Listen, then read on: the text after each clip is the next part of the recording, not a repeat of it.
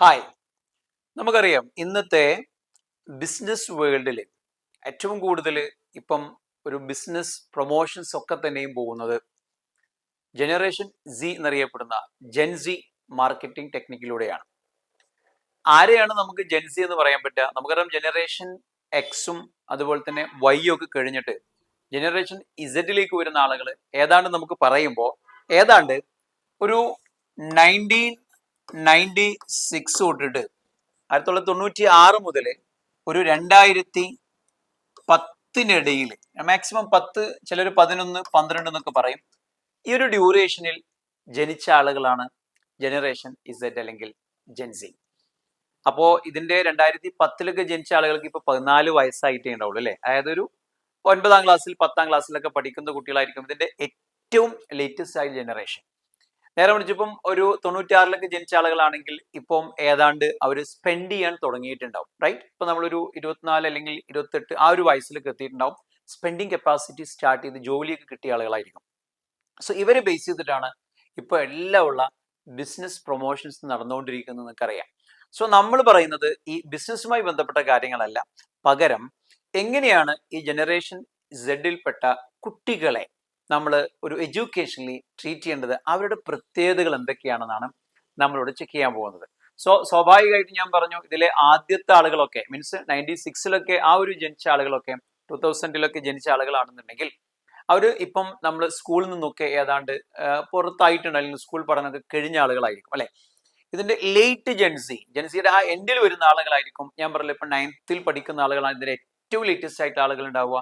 So 10th 11th 12th നമ്മൾ secondary, senior secondary പഠിക്കുന്ന കുട്ടികളൊക്കെ ഈ ജെൻസിയുടെ അവസാനത്തെ പ്രൊഡക്റ്റ് ആയതുകൊണ്ട് തന്നെ അവരുടെ കുറച്ച് ക്യാരക്ടറിസ്റ്റിക് പ്രോപ്പർട്ടി ലേണിംഗ് ആക്ടിവിറ്റീസിൽ റിഫ്ലക്ട് ചെയ്യുന്നുണ്ട്. സോ അത് നമ്മൾ ശ്രദ്ധിച്ചിട്ടില്ലെങ്കിൽ നമ്മുടെ ടീച്ചിങ് മെത്തേഡ്സ് ഒന്നും ചിലപ്പോൾ ആപ്റ്റ് ആവില്ല.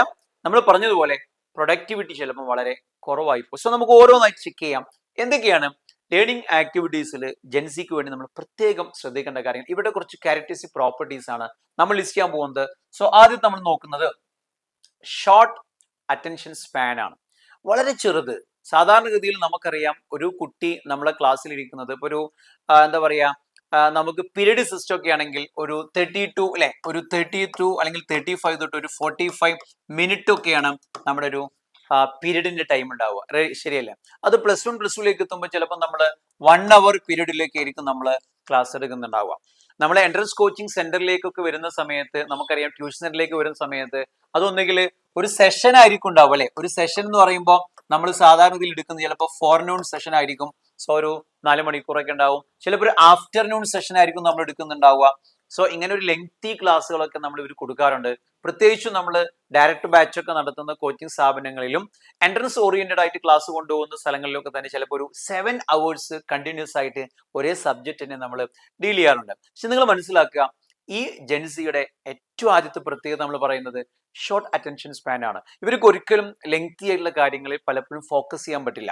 നമ്മൾ നിർബന്ധിതമായിട്ട് അല്ലെങ്കിൽ നമ്മൾ അതിന്റെ പ്രാക്ടിക്കാലിറ്റിയൊക്കെ നോക്കുമ്പോൾ ഇങ്ങനത്തെ കാര്യങ്ങളൊക്കെ ചെയ്യുമെങ്കിലും ഇവർക്ക് ഇങ്ങനെ ഷോർട്ട് ആയിട്ടുള്ള കാര്യങ്ങളാണ് താല്പര്യം. അതുകൊണ്ടാണല്ലോ നമ്മൾ യൂട്യൂബിലെ ലെങ്തി വീഡിയോ എല്ലാം മാറിയിട്ട് ഷോർട്സ് വരുന്നതും അല്ലെങ്കിൽ റീൽസിലൊക്കെ ഇവർ കൂടുതൽ അട്രാക്റ്റഡ് ആവുന്നത്.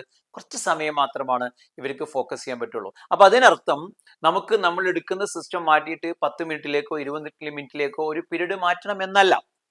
ഇവരെ എൻഗേജ് ചെയ്യാൻ പറ്റുന്ന രീതിയിൽ, ഇവരെ അറ്റൻഷൻ ക്യാച്ച് ചെയ്യാൻ കഴിയുന്ന രീതിയിൽ നമ്മൾ ലേണിംഗ് മെത്തഡ്സ് ഒക്കെ ഒന്നും കൂടെ അടിപൊളിയാക്കാം. നമ്മൾ നേരത്തെ പറഞ്ഞിട്ടുണ്ട് എങ്ങനെ നമുക്കൊരു ക്ലാസ് റൂം എൻഗേജ് ചെയ്യാം, ഇവർ നമുക്ക് എങ്ങനെ ഇൻവോൾവ് ചെയ്യിക്കാം. അങ്ങനത്തെ ഒരുപാട് ടെക്നിക്കുകളൊക്കെ ചെയ്തുകൊണ്ട് ഇവരുടെ അറ്റൻഷൻ പോകുന്ന സമയത്ത് തിരിച്ച് നമ്മൾ എന്ത് ചെയ്യണം, അവരെ ക്ലാസ്സിലേക്ക് തന്നെ കൊണ്ടുവരണം. അങ്ങനെയാണെങ്കിൽ ഈ ഷോർട്ട് അറ്റൻഷൻ സ്പാൻ എന്ന് പറയുന്ന ഈ ജെൻസിയുടെ ആ ഒരു കാര്യം നമുക്കൊരു പ്ലസ് ആയിട്ട് നമുക്ക് വേണമെങ്കിൽ മാറ്റിയെടുക്കാൻ പറ്റും. സോ നമ്മൾ എല്ലാവരും ശ്രദ്ധിക്കുക, ഈ അറ്റൻഷൻ സ്പാൻ കുറഞ്ഞ കുട്ടികളെ വളരെ ലെങ്തി ആയിട്ട് ഒരു ലെക്ചറിങ് മെത്തേഡ് ഫുള്ളി കൊണ്ടുപോകുന്ന രീതിയിൽ ട്രീറ്റ് ചെയ്തിട്ടുണ്ടെങ്കിൽ നമ്മൾ ടെക്നിക്ക് എല്ലാം പാളും, നമ്മൾ ഉദ്ദേശിക്കുന്ന പ്രൊഡക്ടിവിറ്റി ഒരിക്കലും ഉണ്ടാവില്ല. സോ ക്ലിയർ ആണല്ലോ. സോ നമുക്ക് അടുത്തൊരു പ്രോപ്പർട്ടിയിലേക്ക് മൂവ് ചെയ്യാം. ഇവിടെ അടുത്തൊരു ക്യാരക്ടറിസ്റ്റിക് പ്രോപ്പർട്ടിയാണ് പർപ്പസ് ഡ്രിവൺ സ്റ്റഡി. ഇപ്പോഴത്തെ കുട്ടികൾക്ക് നിങ്ങൾ നോക്കുക, പഴയ ജനറേഷൻ പോലെയല്ല. പഴയ സമയത്ത് നമ്മൾ എന്താണ്, അവരിങ്ങനെ പഠിപ്പിക്കും, 10th എത്തും, നല്ല മാർക്ക് കിട്ടിയാൽ ഒരു കോഴ്സിന് പോകും, എന്നിട്ട് ആരെങ്കിലും പറഞ്ഞ് ഇതിന് പഠിച്ചാൽ മതി അതിന് പഠിക്കും. എന്താണോ നമ്മൾ പറയുന്നത് അത് അവരെങ്ങനെ ഫോളോ ചെയ്യും. ഇപ്പോഴത്തെ കുട്ടികൾ അങ്ങനെയൊന്നുമല്ല. അവർ ചിലപ്പോൾ 8th 9th എത്തുന്ന സമയത്ത് തന്നെ അവർക്ക് എന്തുണ്ടായിരിക്കും, ഒരു പർപ്പസ് ഉണ്ടായിരിക്കും, എനിക്ക് ഇന്നതാവണം. അത് ചിലപ്പോൾ അവർ ഒരു ടെസ്റ്റിലൂടെയൊക്കെ ചിലപ്പോൾ കണ്ടെത്താൻ ശ്രമിക്കും, അല്ലെങ്കിൽ സെൽഫായിട്ട് അവർക്ക് ഐഡിയ ഉണ്ടായിരിക്കും, എനിക്ക് ഇന്ന ഒരു ഭാഗത്തേക്കാണ് എത്തുന്നത്. അപ്പൊ ആ ഒരു ഭാഗത്ത് ഇപ്പൊ എക്സാമ്പിൾ ഒരാൾക്ക് ഇപ്പൊ ഒരു പൈലറ്റ് ആവണം എന്ന് വിചാരിക്കും, ഒരു കുട്ടിക്ക് വിചാരിക്കുകയാണ് എനിക്കിപ്പോ ഒരു പൈലറ്റ് ആണ് ആവേണ്ടത്. സോ ഇതിലേക്ക് പോകാൻ ആവശ്യമായിട്ടുള്ള സ്റ്റഡി എന്താണോ അതായിരിക്കും അയാൾ എപ്പോഴും ഫോക്കസ് ചെയ്യുന്നത്. അതുമായി ബന്ധപ്പെട്ട ആർട്ടിക്കിൾസ് ആയിരുന്നു നന്നായിട്ട് ഫോളോ ചെയ്യും. അതുകൊണ്ട് തന്നെ നമ്മളിപ്പോ ഒരു ജനറൽ സിസ്റ്റത്തിൽ ഇപ്പൊ നമുക്കിവിടെ സയൻസ് എടുത്തു കഴിഞ്ഞാൽ അവർക്ക് PCMB അല്ലെങ്കിൽ ഫിസിക്സ് കെമിസ്ട്രി മാത്സ് ബയോളജി അല്ലെങ്കിൽ കമ്പ്യൂട്ടർ നമ്മൾ നിർബന്ധമായിട്ട് അവർക്ക് പറഞ്ഞു കൊടുക്കുക, അല്ലെങ്കിൽ അവർ പഠിക്കണം. പക്ഷെ നിങ്ങൾ മനസ്സിലാക്കുക, ഒരു കുട്ടിക്കും ഈ 4 സബ്ജക്റ്റും ഒരേപോലെ പെർഫോം ചെയ്യാൻ പറ്റില്ല. കാരണം ഇവർക്കറിയാം ഇവർ ഏത് മേഖലയിലേക്കാണ് പോകാൻ ഉദ്ദേശിക്കുന്നതെന്ന്.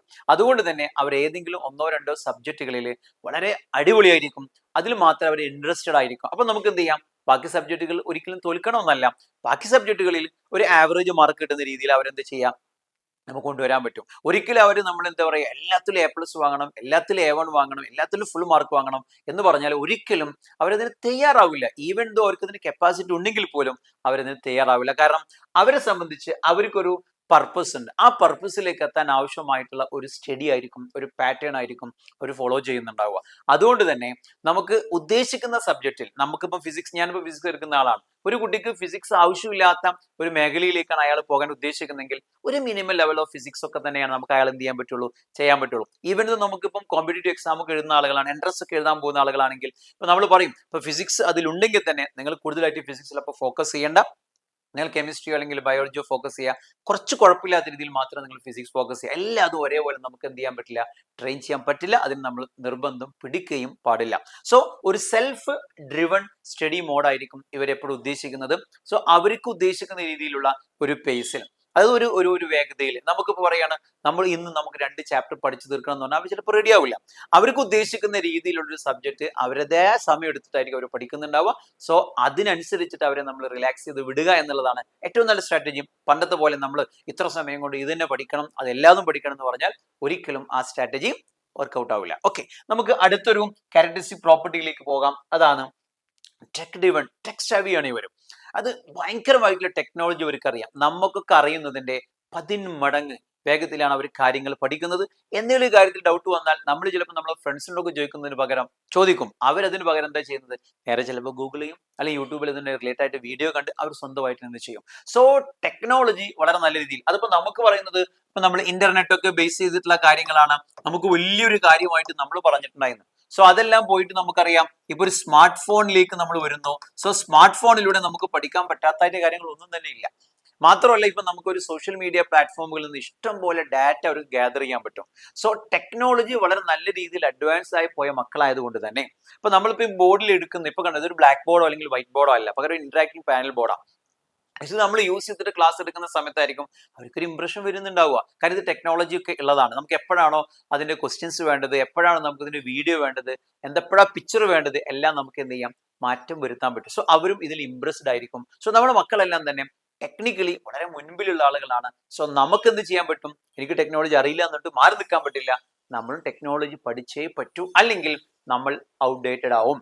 അപ്പൊ നമുക്ക് എന്ത് ചെയ്യാം, അപ്ഡേറ്റഡ് ആവണം എന്നുണ്ടെങ്കിൽ നമ്മളും എന്ത് ചെയ്യുക, മക്കളെ പോലെ തന്നെ ടെക്നോളജി നല്ല പോലെ രീതിയിൽ ഹാൻഡിൽ ചെയ്യാൻ നമ്മൾ പഠിക്കണം. സോ നമ്മൾ ഉള്ള എല്ലാ ടൂളുകളും, ഇപ്പൊ നമുക്കൊരു വീഡിയോ എടുക്കുക, അത് നമുക്ക് സ്വന്തമായിട്ട് എഡിറ്റ് ചെയ്യുക, അതുമായി ബന്ധപ്പെട്ട കാര്യങ്ങളൊക്കെ നമ്മൾ സോഷ്യൽ മീഡിയ ആക്ടിവിറ്റീസ് ഒക്കെ മാനേജ് ചെയ്യാം. ഇത്തരം കാര്യങ്ങളിലൊന്നും ഒരു വിവരവും ഇല്ലെങ്കിൽ നമുക്ക് ഒരിക്കലും ഈ മക്കളെ നമുക്ക് എന്ത് ചെയ്യാൻ പറ്റില്ല, ഒരു ഇംപ്രഷനോടുകൂടെ അല്ലെങ്കിൽ കോൺഫിഡൻസോടുകൂടെ നമുക്ക് എന്ത് ചെയ്യാൻ പറ്റില്ല, ഇവരെ കൺട്രോൾ ചെയ്യാൻ പറ്റില്ല. സോ അത് നമ്മൾ ശ്രദ്ധിക്കേണ്ട ഒരു കാര്യമാണ്. സോ ടെക് ഡ്രിവൺ ആയിട്ടുള്ള ഒരു കാറ്റഗറിയാണ് ഈ കുട്ടികൾ എന്ന് പറയുന്നത്. Then of course multi tasking ആണ്. നിങ്ങൾ കണ്ടിട്ടില്ലേ, നമുക്ക് സാധാരണ ഇതിൽ പറയാറുണ്ട് അറ്റ് എ ടൈം നമ്മൾ ഒരു കാര്യം മാത്രം ചെയ്യുക. ഇപ്പൊ നമ്മൾ പഠിച്ചുകൊണ്ടിരിക്കുകയാണോ, ഇപ്പൊ ലേണിംഗ് ആണോ നമ്മൾ ചെയ്യുന്നത്, ഇപ്പം വായിച്ചുകൊണ്ടിരിക്കുകയാണെങ്കിൽ നമ്മൾ പറയും ഇപ്പൊ നമ്മൾ പറയും ബി ദർ എന്നൊക്കെ പോലെ, ബി ദർ എന്താണ് ചെയ്യുന്നത് അതിൽ നമ്മൾ ഫോക്കസ് ചെയ്യാം. പക്ഷേ ഈ മക്കൾ നിങ്ങൾ ചിലപ്പോൾ ശ്രദ്ധിച്ചതായിരിക്കും, സ്കൂൾ വിട്ട് അവർ നേരെ വീട്ടിലേക്ക് വരും, TV ഓൺ ചെയ്യും, എന്നിട്ട് ചായ കൊണ്ടുവരാൻ പറയും, അല്ലെങ്കിൽ ചായ എടുത്ത് അവിടെ ഇരിക്കും. മൊബൈൽ ഫോൺ ഉണ്ടെങ്കിൽ മൊബൈൽ ഫോൺ വേഗം എടുക്കുക. അത് കാരണം രാവിലെ മുതൽ വൈകുന്നേരം അവർ ഉപയോഗിച്ചിട്ടുണ്ടാവില്ല. TV അവിടെ ഓടിക്കൊണ്ടിരിക്കുന്നത്, അവർക്ക് ഇഷ്ടമുള്ള ചാനൽ അവർ ചൂസ് ചെയ്യും. സോ ചായ കുടിച്ചുകൊണ്ടിരിക്കുന്നുണ്ടായിരിക്കും. അതേസമയം തന്നെ അവർ മൊബൈൽ ഫോണിൽ സോഷ്യൽ മീഡിയ ആക്ടിവിറ്റീസ് ചെയ്യുന്നുണ്ടാവും. ചിലപ്പോൾ ഈവൻ ഒരു കൈ കൊണ്ട് അവർ എന്ത് ചെയ്യുന്നുണ്ടാവും, ഹോംവർക്കിന്റെ അല്ലെങ്കിൽ അസൈൻമെന്റിന്റെ കാര്യങ്ങൾ ഇവരുടെ. സോ 3ഉം 4ഉം കാര്യങ്ങളൊക്കെ അറ്റ് എ ടൈം ഇവർ ചെയ്യും. ഇത് അവർ പ്രിപ്പറേഷനിൽ അവർ മാനേജ് ചെയ്യാൻ, ടൈം മാനേജ് ചെയ്യാൻ ചെയ്യുന്ന ഒരു കാര്യമാണെങ്കിൽ ഇത് പക്ഷേ ക്ലാസ് റൂമിലേക്ക് വരുന്ന സമയത്ത് ഇതേ പ്രശ്നം അവർക്ക് ഉണ്ടാവും. നമ്മൾ ക്ലാസ് എടുക്കുന്നു, ക്ലാസ് ശ്രദ്ധിക്കുന്ന കൂട്ടത്തിൽ തന്നെ അവർ ചിലപ്പോൾ എന്ത് ചെയ്യുന്നതാവും തൊട്ടടുത്തുള്ള ആളുമായിട്ട് ഇന്ററാക്ട് ചെയ്യുന്നുണ്ട്. ഇതെല്ലാം അവർ ഒരു പരിധിവരെ മാനേജ് ചെയ്യും. സോ പഴയ കുട്ടികളെ നമ്മൾ ട്രീറ്റ് ചെയ്യുന്ന പോലെ ചെറുതായിട്ടൊന്ന് സംസാരിക്കുന്ന സമയത്ത് എപ്പോഴേക്കും ഷൗട്ട് ചെയ്തിട്ട് നീ അത് മിണ്ടാതിരിക്കുക, അല്ലെങ്കിൽ നമ്മളിങ്ങനെ അടങ്ങി ഒതുങ്ങി നിൽക്കുക, ഡിസിപ്ലിൻ ആവും എന്ന് പറഞ്ഞാൽ ഒരിക്കലും ഈ ജനറേഷൻ നിങ്ങൾക്ക് കിട്ടില്ല. അതുകൊണ്ട് നമ്മൾ അതിനനുസരിച്ചിട്ട് മാറുക. ഇതിനർത്ഥം ക്ലാസ് റൂമിൽ അവരെ നമ്മൾ അഴിച്ചു വിടുക എന്നല്ല. അവരെപ്പോഴാണോ നമ്മൾ ഉദ്ദേശിക്കാത്ത ടാസ്കിലേക്ക് പോകുന്നത്, മൾട്ടി ടാസ്കിലേക്ക് പോകുന്നത്, അതിൽ നിന്ന് ഡീവിയേറ്റ് ചെയ്തിട്ട് നമ്മൾ ഉദ്ദേശിക്കുന്ന ടാസ്കിലേക്ക് കൊണ്ടുവരാൻ നമുക്ക് കുറച്ച് ട്രിക്സ് ഒക്കെ വേണം. സോ ആ രീതിയിൽ നമ്മൾ നിർബന്ധമായിട്ട് നമ്മൾ പ്ലാൻ ചെയ്യണം. അപ്പം നമുക്ക് ലേണിങ്ങിന്റെ കൂടെ തന്നെ അവർ ചിലപ്പം ഞാൻ പറഞ്ഞല്ലോ സോഷ്യൽ മീഡിയ ആക്ടിവിറ്റീസ് ഒക്കെ അവർ മാനേജ് ചെയ്യുന്നുണ്ടായിരിക്കും, അല്ലെങ്കിൽ നമ്മൾ പറഞ്ഞു ഇപ്പൊ ടി വി ഒക്കെ ചിലപ്പോൾ കണ്ടുകൊണ്ടിരിക്കുന്നുണ്ടായിരിക്കും, അവർക്ക് ബാക്കി ചെയ്യാനുള്ള വേറെ എന്തെങ്കിലുമൊക്കെ വർക്കുകൾ അവർ ചെയ്യുന്നുണ്ടാവും. ഇതെല്ലാം അറ്റ് എ ടൈമും അവർക്ക് മാനേജ് ചെയ്യാനുള്ള സ്കില്ലുണ്ട്. അത് ഈ ഒരു ജനറേഷന്റെ പ്രത്യേകതയാണ് നമ്മൾ മനസ്സിലാക്കുക. അല്ലാതെ നമ്മുടെ ഒരു കഴിവില്ലായ്മ അല്ലെങ്കിൽ കഴിവായിട്ട് നിങ്ങൾ അതിനെ കൂട്ടി കുഴക്കേണ്ടതില്ല. സോ മറ്റൊരു ക്യാരക്ടേഴ്സ് പ്രോപ്പർട്ടി എന്ന് പറയുന്നത് ക്യൂരിയസ് ആണ്. കാര്യങ്ങൾ അറിയാനുള്ള ഒരു ക്യൂരിയോസിറ്റി ഉണ്ട്. കാരണം എന്താണെന്നറിയും, ഇപ്പം പഴയ കാലത്ത് നമുക്കറിയാം ഈ നമ്മൾ സീരിയലൊക്കെ കണ്ട സമയത്ത് ഉള്ള സമയത്ത്, അല്ലെങ്കിൽ നമ്മൾ നോവലൊക്കെ വായിക്കുന്ന സമയത്ത് ഒരാഴ്ച നമ്മളൊരു സാധനം കണ്ട് അവിടെ നിർത്തും, എന്നാൽ അടുത്ത ആഴ്ച അടുത്ത ദിവസം അതിന്റെ കണ്ടിന്യൂഷൻ ഉണ്ടാവും. ഇതാണ് ക്യൂരിയോസിറ്റി. ഇപ്പൊ അങ്ങനെയൊന്നുമില്ല.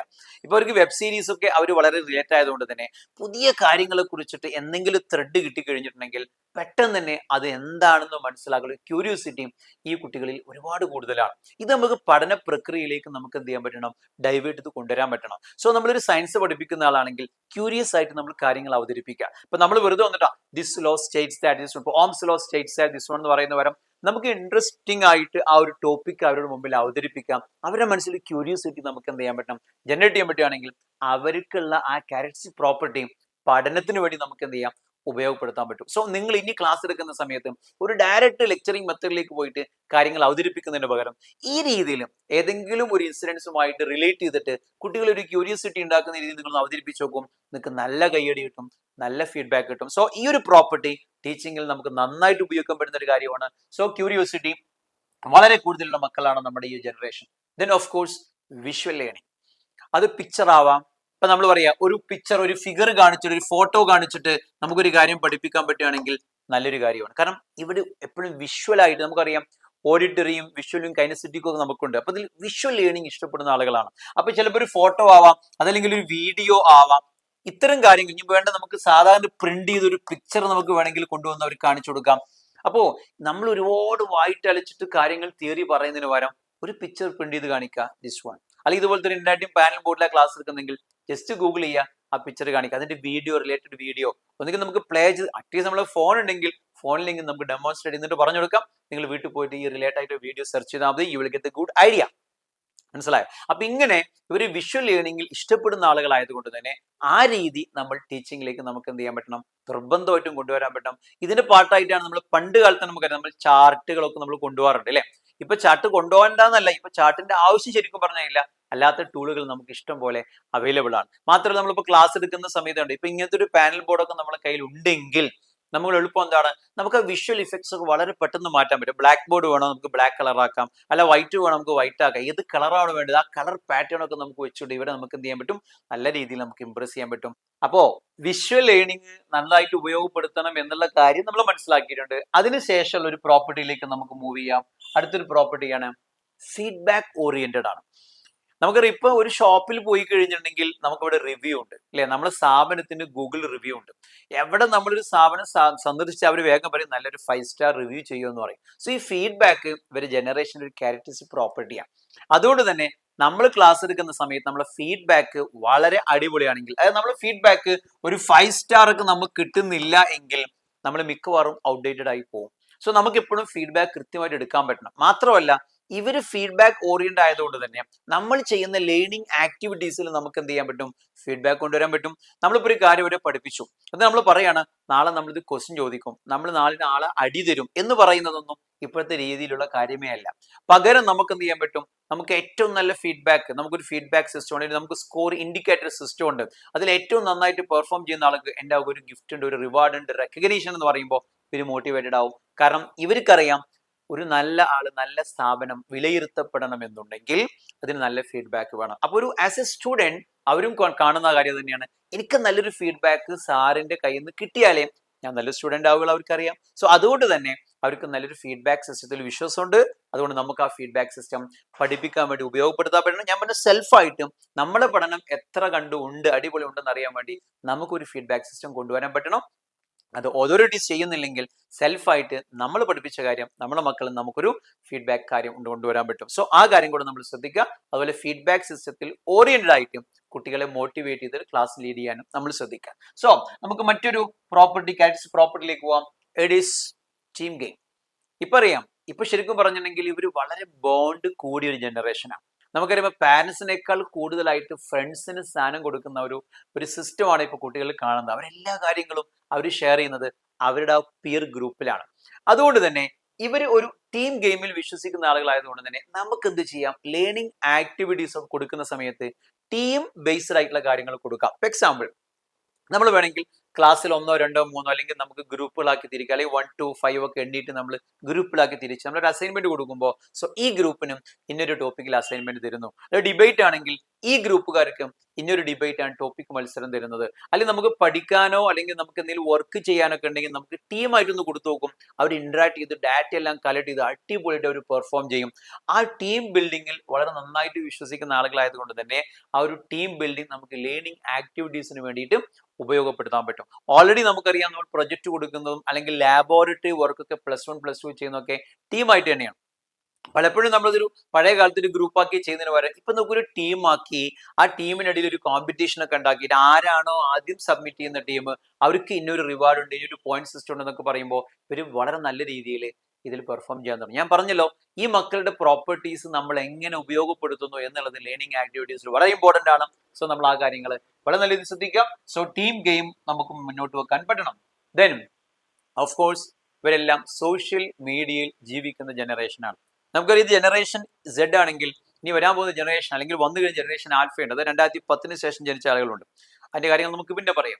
ഈ ഒരു പിന്നെ ജനറേഷൻ എന്ന് പറയുന്നത്, ഞാൻ ജെൻസിയെ കുറിച്ചാണ് പറയുന്നത്, സോഷ്യൽ മീഡിയയിൽ നല്ലപോലെ ഇൻവോൾവ് ചെയ്യുന്ന ജനറേഷൻ. നമുക്കറിയാം ഇപ്പം പല സംവിധാനങ്ങളും, അത് എഡ്യൂക്കേഷൻ സിസ്റ്റം ആവട്ടെ അല്ലെങ്കിൽ നമുക്കറിയാം കൊമേഴ്ഷ്യൽ ആയിട്ടുള്ള സ്ഥാപനങ്ങളാവട്ടെ, അവർക്ക് എക്സിസ്റ്റൻസ് വേണമെന്നുണ്ടെങ്കിൽ ഓൺലൈൻ പ്രസൻസ് നിർബന്ധമാണ് അല്ലെ. ഇപ്പൊ ഓൺലൈൻ ഷോപ്പിംഗ് ഒക്കെ ഈ ഒരു ജനറേഷൻ ജെൻസിയാണ് തുടക്കം കുറിച്ചത്. പണ്ട് കാലത്ത് നമുക്കൊരു സാധനം വാങ്ങുമ്പോൾ പേടിയാ, ഇത് ഡെലിവറി ചെയ്യോ, നമ്മളെ പൈസ പോവോ. ഇപ്പൊ ഇവർക്ക് യാതൊരു പേടിയില്ല. ഇപ്പൊ നമുക്കറിയാം ഇപ്പൊ ഗൂഗിൾ പേ സിസ്റ്റം ഒക്കെ വളരെ വൈഡ് ആയിട്ട് വന്നു. ഓൺലൈൻ പേയ്മെന്റ് ഒക്കെ എല്ലായിടത്തും നമ്മൾ ട്രസ്റ്റഡ് ആയിട്ട് തന്നെ ചെയ്യുന്നുണ്ട്. കാരണം ഈ ജനറേഷനിൽ വളരെ ഇഷ്ടപ്പെടുന്ന ആളുകളാണ് ഇവർ. സോഷ്യൽ മീഡിയ ആക്ടിവിറ്റീസിൽ വളരെ ഇൻവോൾവ്ഡ് ആണ്. അതുകൊണ്ട് തന്നെ നമുക്കും ഫേസ്ബുക്കിലൂടെയും അതല്ലെങ്കിൽ യൂട്യൂബിലൂടെയും ഇൻസ്റ്റയിലൂടെയും ത്രെഡിലൂടെയൊക്കെ നമ്മുടെ ആശയങ്ങൾ എന്ത് ചെയ്യാൻ പറ്റണം, കൈമാറാൻ പറ്റണം. കാരണം നമ്മൾ ഇവർ വ്യൂ ചെയ്യുന്നത് സോഷ്യൽ മീഡിയ. നമുക്ക് സോഷ്യൽ മീഡിയ എത്ര ഫോളോവേഴ്സ് ഉണ്ട്, നമുക്ക് നല്ല റിവ്യൂ ഉണ്ടോ, നമുക്ക് നല്ല വീഡിയോ ഉണ്ടോ, ഈ കാര്യങ്ങളൊക്കെ നോക്കിയിട്ടാണ് അവർ നമ്മളെ ആരാധിക്കുന്നത്. അപ്പൊ ആ രീതിയിൽ അല്ലെങ്കിൽ നമ്മൾ യാതൊരു പ്രസൻസും ഇല്ലെങ്കിൽ നമ്മളും കുട്ടികളും തമ്മിൽ അകന്നു പോകും. സോ സോഷ്യൽ മീഡിയ മൊത്തത്തിൽ കൺട്രോൾ ചെയ്യുന്ന തന്നെ ഈ ജെൻസി ആയതുകൊണ്ട് തന്നെ നമ്മുടെ സ്ഥാപനങ്ങളുടെ അഡ്വർടൈസ്മെന്റുകളാണെങ്കിലൊക്കെ തന്നെ ഇപ്പൊ പ്രിന്റ് ഡിവിഷനിൽ നിന്ന് മാറിയിട്ട് നമുക്കറിയാം ഈ സോഷ്യൽ മീഡിയയിലൂടെ നമ്മൾ പ്രൊമോട്ട് ചെയ്യാൻ തുടങ്ങിയിട്ടുണ്ട്. കാരണം നമ്മളെ ടാർഗറ്റ് ഓഡിയൻസ് ആയ ഈ കുട്ടികൾ ഇരിക്കുന്നത് സോഷ്യൽ മീഡിയയിലാണ്. സോ നമുക്ക് സോഷ്യൽ മീഡിയ ആക്ടിവിറ്റീസ് നിർബന്ധമായിട്ടും വേണം എന്നുള്ളതിന്റെ ഉത്തമ ഉദാഹരണമാണ് ഈ മക്കളുടെ ഈ ഒരു സ്വഭാവം. സോഷ്യൽ മീഡിയയിൽ ഇൻവോൾവ് ചെയ്യുന്ന ഒരു പ്രോപ്പർട്ടി അവർ കാണിക്കുന്നുണ്ട്. അത് next one is self directed learning ആണ്. നമ്മൾ നേരത്തെ പറഞ്ഞിട്ടുണ്ടായിരുന്നു, നേരത്തെ അവർക്ക് ആവശ്യമുള്ള സബ്ജക്റ്റുകൾ അവർ പഠിക്കാൻ താല്പര്യപ്പെടുന്ന പോലെ തന്നെ അവർക്ക് ആവശ്യപ്പെടുന്ന രീതിയിൽ അവർ പഠിക്കാൻ ഉദ്ദേശിക്കും. നമുക്കൊരു ലെക്ചറിങ് മെത്തേഡ് മാത്രമേ പലപ്പോഴും ക്ലാസ് റൂമിലുള്ളൂ. പക്ഷെ നിങ്ങൾ മാറി ചിന്തിക്കണം കേട്ടോ. നമുക്ക് എപ്പോഴൊക്കെ വേറെ രീതിയിൽ നമുക്ക് കമ്മ്യൂണിക്കേറ്റ് ചെയ്യാൻ പറ്റും, ഒരു ടോപ്പിക്ക് നമുക്ക് പഠിപ്പിക്കാൻ പറ്റും. അതിനുള്ള ടൈമൊന്നും നമ്മൾ കൂടുതലായിട്ട് പിന്നെന്താ പറയാ കൺസേൺ പറഞ്ഞുകൊണ്ട് നമുക്ക് ഒരിക്കലും ചെയ്യാം, നമ്മൾ ഒഴിവാക്കരുത് ആ കാര്യം. അതായത് ഓരോ കുട്ടിക്ക് ഇഷ്ടപ്പെടുന്ന ഒരു മെത്തഡ് ഉണ്ടാവും. അപ്പൊ കണ്ടോ, ഒരു കുട്ടിക്ക് ചിലപ്പം അയാളുടെ ലേണിംഗ് മെത്തഡ് എന്ന് പറയുന്നത് ചിലപ്പോൾ ഒരു ലിസണിങ് കേട്ടാൽ മതി, കുറെ പ്രാവശ്യം പറഞ്ഞാൽ, ചിലപ്പം റിട്ടേൺ ആയിരിക്കും, എഴുതേണ്ടി വരും. ചിലപ്പോൾ അയാൾക്ക് സ്വന്തമായിട്ട് ഒരു സെൽഫ് ലേണിംഗ് വേണ്ടിയിട്ട് ഒറ്റയ്ക്ക് ഇരുന്ന് വായിക്കേണ്ടി വരും. അപ്പൊ നമുക്ക് പലപ്പോഴും ഈ കോച്ചിങ് സംവിധാനങ്ങളൊക്കെ, ഞാൻ പറഞ്ഞ റിപ്പീറ്റഡ് സിസ്റ്റങ്ങളൊക്കെ പരാജയപ്പെടുന്നതുകൊണ്ടാണ്. പഴയ കാലത്തൊന്നോ പറഞ്ഞിട്ടുണ്ടായിരുന്നു എല്ലാവർക്കും ഒരൊറ്റ ടൈം ടേബിൾ. എന്താണ്, രാവിലെ നേരത്തെ എണീക്കുക, രാത്രി നേരത്തെ കിടന്നുറങ്ങുക, എല്ലാവരും ഒരു ഹാളിൽ പോയിട്ട് സൈലന്റ് ആയിട്ട് വായിക്കുക. അതൊന്നും ഇപ്പോഴത്തെ ജനറേഷനിൽ വർക്ക്ഔട്ട് ആവില്ല. അതുകൊണ്ട് തന്നെ അവർക്ക് അവരുടേതായിട്ടുള്ള മെത്തഡ് നമ്മൾ കൊടുക്കണം. അപ്പൊ ചിലപ്പോൾ നമ്മൾ ഒരു ഗ്രൂപ്പായിട്ട് ഇരിക്കുന്ന സമയത്ത് ഉച്ചത്തിൽ വായിച്ചാൽ എന്താ സംഭവിക്കുക, അപ്പൊ അവരെ വേറെ ഇരിക്കാൻ നമ്മൾ സമ്മതിക്കണം. അതല്ലെങ്കിൽ അവർ നമ്മൾ പറയാം റെഫറൻസ് ലൈബ്രറി മാത്രം പോയി പഠിക്കണം എന്ന് പറഞ്ഞാൽ ചിലപ്പോൾ ഈ കുട്ടികൾക്ക് പറ്റില്ല. അവർ വിഷ്വൽ ലേണിംഗിൽ ഇഷ്ടപ്പെടുന്ന ആളുകളായതുകൊണ്ട് തന്നെ അവരെ നമ്മൾ മൊബൈൽ ഫോണോ അല്ലെങ്കിൽ ടാബോ അല്ലെങ്കിൽ സിസ്റ്റമോ ഉപയോഗിക്കാൻ പെർമിറ്റ് ചെയ്യേണ്ടി വരും അണ്ടർ അവർ ഗൈഡൻസ്. നമ്മൾ സൂപ്പർവിഷൻ നടത്തിയാൽ മതി. നമ്മുടെ പ്രശ്നം അവർ അൺവാണ്ടഡ് ആയിട്ട് വേറെ ഏതെങ്കിലും സൈറ്റിലോട്ട് കയറി പോകുന്നതാണ്. പക്ഷെ പഠനത്തിന് വേണ്ടിയിട്ട്, എഡ്യൂട്ടൈൻമെന്റിന് വേണ്ടിയിട്ട് വളരെ നല്ല രീതിയിൽ ഈ സോഷ്യൽ മീഡിയ ആക്ടിവിറ്റീസ് ഉപയോഗിക്കുന്ന മക്കളായതുകൊണ്ട് തന്നെ ഇവർക്ക് ഉദ്ദേശിക്കുന്ന രീതിയിലുള്ള ലേണിംഗ് മെത്തേഡ്സ് നമ്മൾ എന്ത് ചെയ്യണം, ഡയറക്റ്റ് ചെയ്ത് കൊടുക്കണം. ചിലപ്പോൾ അത് പ്രൊജക്ട് മെത്തേഡ് ആവാം, അതല്ലെങ്കിൽ വേറെ എന്തെങ്കിലും ഒരുപാട് നമുക്കറിയാം. നമുക്ക് ടീച്ചിങ് ലേണിംഗ് ആക്ടിവിറ്റീസിൽ ഒത്തിരി മെത്തേഡുകളുണ്ട് അതർ ദാൻ ലെക്ചറിങ് മെത്തേഡ്. അപ്പൊ നമുക്ക് ചിലപ്പം ഡെമോൺസ്ട്രേഷൻ അവരെ കൊണ്ട് തന്നെ ഡെമോൺസ്ട്രേറ്റ് ചെയ്ത് പഠിപ്പിച്ച് ചിലപ്പോൾ നന്നായിട്ട് പഠിക്കും അല്ലെ. അല്ലെങ്കിൽ നമുക്ക് ഒരു ഇല്ലുസ്ട്രേഷൻ മെത്തേഡ് ഉണ്ടായിരിക്കാം. ഇങ്ങനെ ഒരുപാട്. അപ്പൊ നമുക്ക് ഏതെല്ലാം മെത്തേഡ്സ് നമുക്ക് ടീച്ചിങ്ങിൽ അറിയാം. നമ്മൾ ടീച്ചേഴ്സ് ഒരുപാട് മെത്തേഡ്സ് കേട്ടിട്ടുണ്ട്. ആപ്റ്റ് ആയിട്ടുള്ള ടോപ്പിക്കുകൾ ആപ്റ്റ് ആയിട്ടുള്ള മെത്തേഡിലൂടെ അവതരിപ്പിക്കുകയും കുട്ടികൾക്ക് താല്പര്യപ്പെടുന്ന മെത്തേഡിൽ ഏതാണ് ചോദിച്ചു മനസ്സിലാക്കിയിട്ട് അത് ഇത്തിരി നമ്മൾ ഇതിൽ ഉൾപ്പെടുത്താൻ ശ്രദ്ധിക്കുകയും ചെയ്തിട്ടുണ്ടെങ്കിൽ ഈ മക്കളെ നമുക്ക് നന്നായിട്ട് കെയർ ചെയ്യാൻ പറ്റും. സോ ഒരു സെൽഫ് ഡയറക്റ്റഡ് ലേണിംഗ് മെത്തേഡ് ഇഷ്ടപ്പെടുന്ന ആളുകളാണ്. ആൻഡ് അടുത്തൊരു കാര്യമാണ് പ്രോബ്ലം സോൾവിങ്. നമുക്കറിയാം നല്ല ക്രിട്ടിക്കൽ തിങ്കിങ് ഉള്ള മക്കളാണ് ഇപ്പോഴത്തെ ആളുകൾ. നമ്മൾ പലപ്പോഴും അവരെ പറയാം, പഴയ കാലത്ത് കുട്ടികൾ പോലെ ഇപ്പോൾ പഠിക്കാൻ പറ്റുന്നില്ല, അല്ലെങ്കിൽ കുട്ടികൾ പഠിക്കുന്നൊന്നുമില്ല, അത്ര സ്റ്റാൻഡേർഡ് ഒന്നുമില്ല. ആ സ്റ്റാൻഡേർഡിലെ കുട്ടികൾ ഇപ്പോഴും ഉണ്ട്. ഇപ്പൊ എന്താ പ്രശ്നം നമുക്ക് വെച്ചെങ്കിൽ, നമുക്ക് എല്ലാവരും 10th പാസ്സായി വരുമ്പോൾ അല്ലെങ്കിൽ നന്നായിട്ട് പഠിച്ചു വരുന്ന സമയത്ത് നമുക്ക് തോന്നുകയാണ് കുട്ടികൾ പഴയ ക്വാളിറ്റി ഇല്ല. പഴയ കാലത്ത് കുറച്ച് ആളുകളെ പാസ്സായിട്ടുണ്ടായിരുന്നു, അവർക്ക് നല്ല ക്വാളിറ്റി ഉണ്ടായിരുന്നു. ആ ക്വാളിറ്റിക്ക് ഇപ്പോഴും ഉണ്ട്. മീൻസ് എല്ലാവരും നമ്മൾ ഒരേ രീതിയിൽ അളക്കരുത്. പറഞ്ഞു വന്നത്, ഈ ഒരു കുട്ടികളെ സംബന്ധിച്ച് പ്രോബ്ലം സോൾവിങ് സ്കിൽ നല്ലപോലെ ഉണ്ട്. കാരണം നമുക്കറിയാം ഇത്രയും അവരുടെ ഡിസ്ട്രാക്റ്റഡ് മെന്റാലിറ്റി ഉള്ള ഒരു കാലഘട്ടത്തിലായിട്ട് പോലും അവരിങ്ങനെ പഠിക്കുന്നില്ലേ, എക്സാമിന് എഴുതുന്നില്ലേ. നമുക്കറിയാം ഇവരെ ശ്രദ്ധ തെറ്റിക്കുന്ന എത്രയോ ഡിവൈസുകൾ നമ്മൾ വീട്ടിൽ നമ്മൾ ഉപയോഗിക്കുന്നുണ്ട്, എന്നതിനിടയിൽ അവർ പഠിക്കുന്നുണ്ട്. അപ്പോൾ എക്സാം സിസ്റ്റം ഒക്കെ അതിനനുസരിച്ച് കുറച്ച് ലഘൂകരിച്ചിട്ടുണ്ടെങ്കിൽ തന്നെയും ഇവരെ സംബന്ധിച്ച് നല്ല ക്രിട്ടിക്കൽ തിങ്കിങ് ഇഷ്ടപ്പെടുന്ന ഉള്ള ആളുകളായതുകൊണ്ട് തന്നെ പ്രോബ്ലം സോൾവിങ് മെത്തേഡ് നല്ലപോലെ ഇവർ ഇഷ്ടപ്പെടും. ഇതിന്റെ അർത്ഥം നിങ്ങൾ ഉദ്ദേശിക്കുന്നത് വലിയ ഇന്റലക്ച്വൽ ലെവലിൽ ഭയങ്കര പ്രോബ്ലംസ് കൊടുത്ത് ആ പ്രോബ്ലം സോൾവ് ചെയ്യുക എന്നുള്ള അതല്ല ഉദ്ദേശിക്കുന്നത്. നമുക്കറിയാം ഒരു സിറ്റുവേഷൻ അവർക്ക് ഫീൽ ചെയ്യുന്ന സമയത്ത് ഇതാണ് currently this is A problem and what's a solution for that kind of study. അതിപ്പോൾ നമ്മൾ ഹിസ്റ്ററിയിലും അല്ലെങ്കിൽ ജോഗ്രഫിയിലൊക്കെ ഉണ്ട്. അല്ല നമ്മൾ ഉദ്ദേശിക്കുന്നത് പ്രോബ്ലം എഴുതുക എന്നിട്ട് അത് സോൾവ് ചെയ്യുക, അതല്ല ഉദ്ദേശിക്കുന്നത്. സോ ക്രിട്ടിക്കൽ തിങ്കിങ്ങിനെ ബൂസ്റ്റ് ചെയ്യുന്ന പ്രോബ്ലം സോൾവിങ് മെത്തേഡ് നല്ലപോലെ ഇഷ്ടപ്പെടുന്ന ആളുകളായതുകൊണ്ട് മിക്കവർക്ക് ആ റിലേറ്റഡ് ആയിട്ട് കാര്യങ്ങൾ അവതരിപ്പിക്കുകയും ആ രീതിയിൽ ക്ലാസ് ലീഡ് ചെയ്യുകയും ചെയ്താൽ വളരെ നല്ല റിസൾട്ട് നിങ്ങൾക്ക് എന്ത് ചെയ്യാൻ പറ്റും, എക്സ്പെക്ട് ചെയ്യാൻ പറ്റും. And the final one, the most important one is real world application. നമ്മൾ കുറെ ഘോരം സംസാരിച്ചിട്ട് കാര്യമില്ല. ഒരു ടോപ്പിക് നമ്മൾ പഠിപ്പിക്കുന്ന സമയത്ത് ഇതിന്റെ റിയൽ വേൾഡിൽ ഇതിന്റെ അപ്ലിക്കേഷൻ എന്താണ്, ഇത് പലപ്പോഴും കുട്ടികളിലേക്ക് നമ്മൾ കമ്മ്യൂണിക്കേറ്റ് ചെയ്യാൻ കഴിയാത്തത് കൊണ്ടാണ് ഇപ്പൊ ചോദിക്കുന്നത്, എന്തിനാണ് എല്ലാവരും സൈനും കോസും ഒക്കെ എന്തിനാ പഠിക്കുന്നത്, ഇതൊക്കെ പഠിച്ചിട്ട് ജീവിതത്തിൽ എന്താ കാര്യം. കണ്ടോ, ആ ക്വസ്റ്റ്യൻ നിങ്ങൾ പലപ്പോഴും കേട്ടിട്ടുണ്ടോ. അപ്പൊ നമ്മൾ പറയും എല്ലാവർക്കും ചിലപ്പോൾ ജോലിയിൽ സൈനും കോസും ആവശ്യം ഉണ്ടാവില്ല, പക്ഷെ ആവശ്യമുള്ള ജോലികളുണ്ട്. അപ്പൊ ഓരോ കുട്ടിക്കും ആവശ്യമുള്ള കാര്യങ്ങൾ എന്താണോ അതിനെ റിലേറ്റ് ചെയ്ത് അവരെ പഠിപ്പിക്കാൻ നമുക്ക് പറ്റുകയാണെങ്കിൽ ഈ ഒരു ക്വസ്റ്റ്യൻ നമുക്ക് ഒഴിവാക്കി. ഇതിന് ഞങ്ങൾ എപ്പോഴും റെക്കമെൻഡ് ചെയ്യുന്ന ഒരു കാര്യമായിരുന്നു, നമ്മൾ ക്ലാസ് 8th ഓൺവേർഡെങ്കിലും നമ്മളൊരു ആപ്റ്റിറ്റ്യൂഡ് ടെസ്റ്റ് നടത്തിയിട്ട് കുട്ടിയുടെ ഇൻട്രസ്റ്റിംഗ് മേഖലയിലേക്ക് കുട്ടിയെ നമ്മൾ ആദ്യമേ ഗൈഡ് ചെയ്യുകയാണെങ്കിൽ അവർക്ക് ആവശ്യമുള്ള കാര്യങ്ങൾ അവർ കൂടുതൽ സെർച്ച് ചെയ്ത് പഠിച്ചോളും. സോ ഈ ക്വസ്റ്റ്യൻസിന്റെ ഒരു എന്താ പറയുക, ഈ ക്വസ്റ്റ്യൻ ചോദിക്കുന്നത് പലപ്പോഴും അവർ നിർത്തും, കാരണം അവർക്ക് ആവശ്യമുള്ള കാര്യങ്ങൾ അവർ സെർച്ച് ചെയ്ത് പഠിച്ചോളും. സോ ഈ ഒരു കാര്യം നിങ്ങൾ മനസ്സിലാക്കുക, റിയൽ വേൾഡ് ആപ്ലിക്കേഷൻ എപ്പോഴും വേണം. നമ്മൾ ടോപ്പിക് ഞാൻ പലപ്പോഴും നേരത്തെ പറഞ്ഞിട്ടുണ്ട്. ഇപ്പൊ നമ്മളൊരു പാസ്കൽസിലോ പഠിപ്പിക്കുന്ന സമയത്ത് നമ്മൾ പറയുകയാണ് അവരോട്, കുട്ടികൾ പ്ലസ് 1 പറയുകയാണ്, എന്തിനാണ് സ്പിഗ്മോ മാനോമീറ്റർ നമ്മൾ കൈയിന്റെ എവിടെ കെട്ടുന്നത്. സോ നമുക്ക് ഹാർട്ടിന്റെ സെയിം ഹൊറിസോണ്ടൽ ലെവലിലുള്ള പ്രഷർ അളക്കാൻ അവിടെ കെട്ടണം. ഇത് റിയൽ ലൈഫ് എക്സ്പെരിമെന്റാ. അപ്പോൾ ചോദിക്കും, നിങ്ങൾ ഹോസ്പിറ്റലിൽ പോയിട്ടില്ലേ, അപ്പൊ സ്പിഗ്മോ മാനോമീറ്റർ എവിടെ കഴുത്തിലാണോ കെട്ടുന്നത് ചോദിക്കുമ്പോൾ അവർ ചിരിച്ച് അതിൽ എൻഗേജ്ഡ് ആയിട്ട് അവർ വരും അല്ലെ. എന്നിട്ട് അവർ പഠിപ്പിക്കുകയാണെങ്കിൽ പറയും, പാസ്കൽസ് ലോക്ക് ഇങ്ങനെ അപ്ലിക്കേഷൻ ഉണ്ടല്ലോ. ഇങ്ങനെ ഓരോ ലോക്കും അതിൻ്റെതായിട്ട് അപ്ലിക്കേഷനും കാര്യങ്ങളും ഉണ്ടാവും. സോ നമ്മൾ പഠിപ്പിക്കുന്ന എല്ലാ കാര്യങ്ങളൊന്നും പറ്റില്ലെങ്കിലും മോസ്റ്റ് ഓഫ് ദ ടോപ്പിക്സ് നമ്മൾ ഇങ്ങനെ റിയൽ വേൾഡ് എക്സാമ്പിൾസ് പറഞ്ഞിട്ട് റിയൽ വേൾഡ് എക്സാമ്പിൾസിലൂടെ കണക്ട് ചെയ്ത് അവരെ പഠിപ്പിക്കുകയാണെങ്കിൽ അവർ വളരെ നല്ല രീതിയിൽ പഠിച്ചു വരും. ഞാനിപ്പോൾ ഡിസ്കസ് ചെയ്ത ഈ 12 കാര്യങ്ങൾ ജനറേഷൻ സെഡ് എന്ന് പറയുന്ന ജെൻസിയുടെ പ്രോപ്പർട്ടീസ് ആണ്. സോ നമ്മൾ ഓരോ ടീച്ചേഴ്സ് ശ്രദ്ധിക്കേണ്ട കാര്യം, ഇത് നമുക്ക് എങ്ങനെ ലേണിംഗ് പ്രോസസ്സിൽ ഉപയോഗപ്പെടുത്താം. ഏത് ക്ലാസ് 9 തൊട്ട് ഒരു 8, 9, 10, 11, 12 ഇനി അവിടുന്ന് അങ്ങോട്ട് കോളേജിലുണ്ടെങ്കിൽ അവിടെ ഇട്ടോ, പ്രത്യേകം ഞാൻ പറയുന്നില്ല. അപ്പൊ ഇത്തരം കുട്ടികളെയൊക്കെ നമ്മൾ ഡീൽ ചെയ്യുന്ന സമയത്ത് ഈ പ്രോപ്പർട്ടീസ് ഒക്കെ ഉള്ള മക്കളെ ആ പ്രോപ്പർട്ടീസ് ഒരു പ്ലസ് ആയിട്ട് ഉപയോഗിച്ചുകൊണ്ട്, ഒരു ടൂളായിട്ട് ഉപയോഗിച്ചുകൊണ്ട് നിങ്ങൾ പഠിപ്പിച്ചു നോക്കും. നിങ്ങളായിരിക്കും അവരുടെ മനസ്സിലുള്ള best of the best teacher. So ഇന്ന് മുതൽ നമ്മൾ ഓരോരുത്തരും ഈ 12 ഗുണങ്ങൾ മനസ്സിലാക്കിയിട്ട് അതിനനുസരിച്ച് നമ്മൾ ജെൻസിയെ ട്രീറ്റ് ചെയ്യാം. നിങ്ങൾക്ക് നല്ല ഫീഡ്ബാക്ക് തരുന്ന മക്കളായിട്ട് അവർ വരികയും നിങ്ങൾ നല്ല ഫീഡ്ബാക്കിൽ ഒരു ടീച്ചറായിട്ടും സമൂഹത്തിൽ അറിയപ്പെടുകയും ചെയ്യും. അതിനാവശ്യമായിട്ടുള്ള എല്ലാ വിശ്വസും നേരുന്നു. ഇതുപോലത്തെ മറ്റൊരു വീഡിയോയുമായിട്ട് നമുക്ക് വീണ്ടും കാണാം. അതുവരേക്കും നന്ദി, നമസ്കാരം.